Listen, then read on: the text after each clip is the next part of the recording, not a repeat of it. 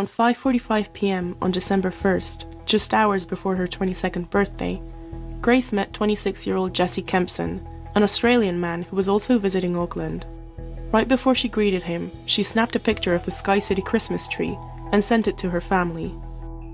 This would be the last message they ever received from her. What's fascinating about this case is the amount of CCTV footage there is to follow Grace and Jesse's date.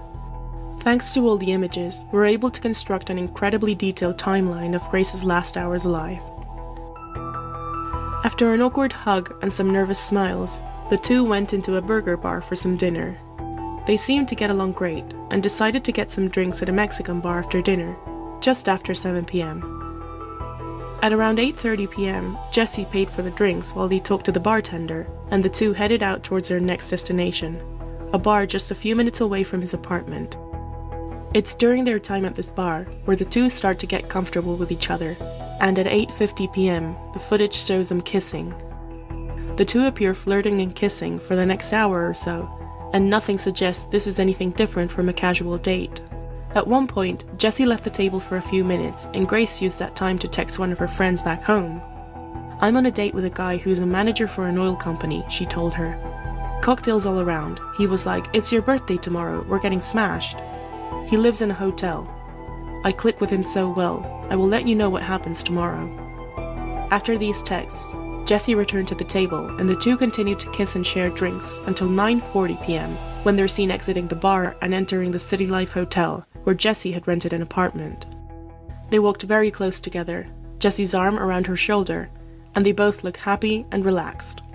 And there, exiting the elevator on the 3rd floor, just before 10 p.m, are Grace's last moments alive. Her friend never got a text about how the night went.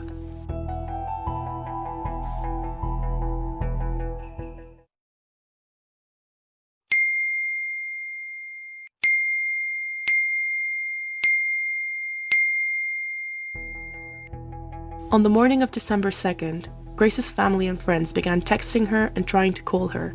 It was her birthday, and everyone wanted to wish her a happy one. However, as the hours went by, Grace's silence became concerning. It wasn't like her. Ever since she started her travels, she'd kept in constant contact with her family through texts, Facebook messages, Instagram. Her family wanted to think she was just busy, or perhaps she'd traveled to an area with a poor signal and wasn't able to receive their messages. However, after 2 full days of not hearing back from her, she was reported missing. Police got to work right away and began investigating Grace's last contacts the night of December 1st, as well as checking CCTV footage to determine her steps before her trail went cold.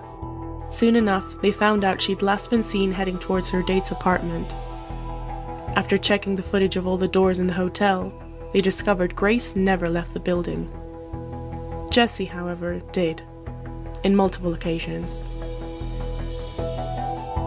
As soon as Grace's trail gets lost after exiting the elevator with Jessie, police focused on following his movements after that night, because there was a lot of movement. The morning of December 2nd, while Grace's family was sending her happy birthday